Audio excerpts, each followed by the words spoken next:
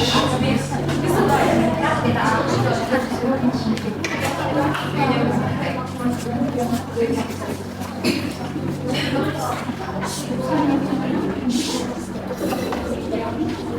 minta ketua kelas untuk menyiapkan kelasnya terlebih dahulu.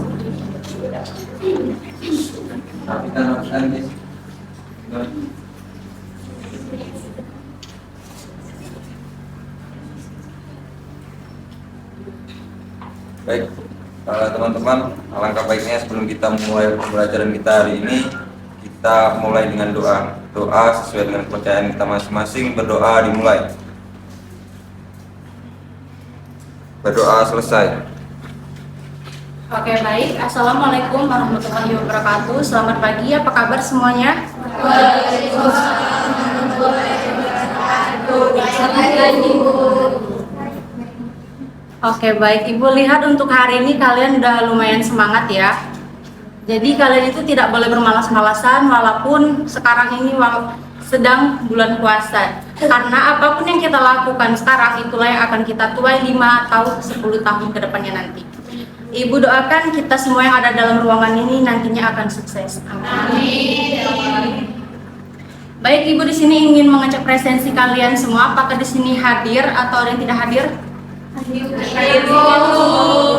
Oke, baik. Biar belajarnya lebih kondusif lagi, Ibu minta bangkunya dirapikan. Kalau ada sampah tolong diambil dan dibuang ya. Oke, kalau tidak ada kita lanjut ke materi. Minggu lalu kita telah belajar mengenai skala prioritas. Nah, minggu lalu juga Ibu telah membahas untuk materi minggu ini mengenai materi kelangkaan. Sebelumnya siapa yang udah belajar terlebih dahulu apa itu pengertian kelangkaan? Ada yang tahu? Oke, Rinda. Baik, Bu, kelangkaan itu merupakan sesuatu hal yang sangat sulit didapat atau sesuatu hal yang sulit untuk ditemukan. Oke, baik. Jadi kelangkaan itu adalah kesenjangan antara sumber daya ekonomi yang terbatas dengan kebutuhan makhluk hidup yang tidak terbatas. Jadi kelangkaan itu dapat terjadi karena sumber daya alam seperti alat pemuas kebutuhan seperti barang dan jasa itu sangat sulit ditemui atau terbatas. Sumber daya alam itu juga nantinya akan mempengaruhi ada atau tidaknya kelangkaan 5-10 tahun nanti. Kelangkaan dapat disebabkan oleh beberapa hal.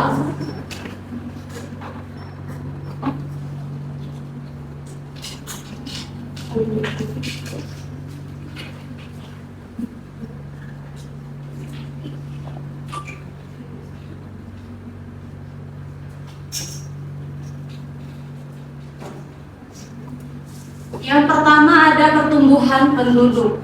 Kenapa pertumbuhan penduduk dikatakan menjadi faktor utama penyebab dari adanya kelangkaan? Karena dengan bertambahnya jumlah penduduk maka akan bertambah pula kebutuhan makhluk hidup. Sedangkan alat pemuas kebutuhan berupa barang dan jasa itu sangat sulit untuk ditemui. Dan yang kedua ada kemampuan produksi.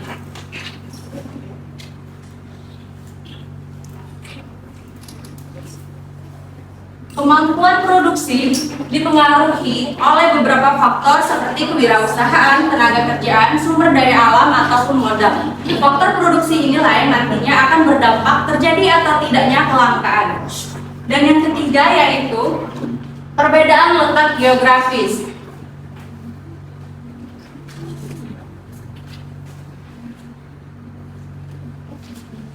Perbedaan letak geografis di suatu wilayah akan menghasilkan karakteristik yang berbeda-beda. Dari karakteristik inilah yang nantinya akan menghasilkan sumber daya yang berbeda-beda untuk setiap wilayah disesuaikan dengan potensi masing-masing. Nah, yang ketiga ada dampak dari terjadinya kelangkaan.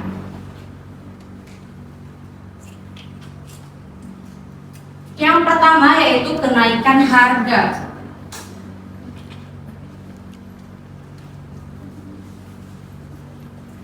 Pada saat corona 2 tahun berturut-turut kemarin, masker itu menjadi salah satu hal yang dapat kita lihat dengan jelas. Karena apa? Sebelum terjadinya corona, satu pack itu masker bisa 30.000 kan harganya? Ya, Bu. Nah, pada saat corona mulai ada di Indonesia, masker itu menjadi 3 kali lipat, yaitu bisa satu packnya 100.000. Karena sulit untuk ditemui, bahkan sekalinya pun ada, pasti harganya akan melambung jauh lebih tinggi. Dan yang kedua, pengangguran meningkat.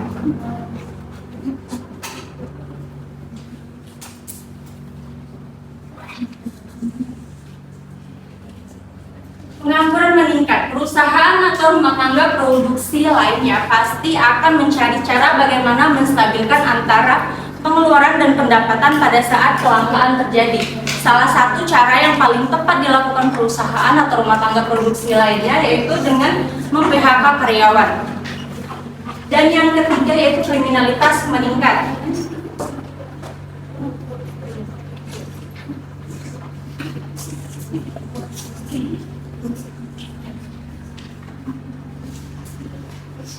Dengan meningkatnya kriminalitas, tidak jarang seseorang untuk mendapatkan suatu barang atau jasa menggunakan usaha atau pengorbanan. Jadi banyak sekali kriminalitas, terutama pada saat kita kekurangan pasokan biosolar kemarin.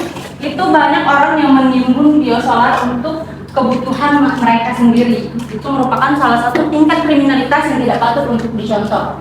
Next, jika kita pelajari mengenai penyebab dan dampak, maka di sini kita juga akan mempelajari mengenai solusi dari mengatasi kelangkaan. Solusi yang pertama yaitu membuat skala prioritas.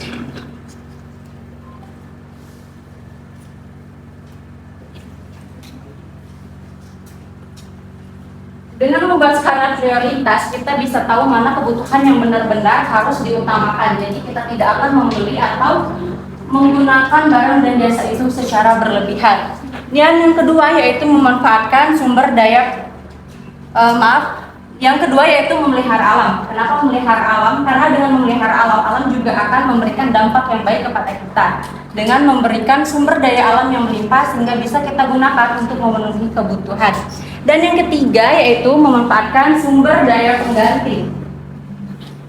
Pada saat corona kemarin kita sangat kesulitan untuk mendapatkan masker medis karena yang pertama mungkin sulit untuk ditemui dan yang kedua harganya sangat mahal. Jadi kita bisa menggunakan masker kain sebagai cara untuk memutus rantai penularan COVID-19.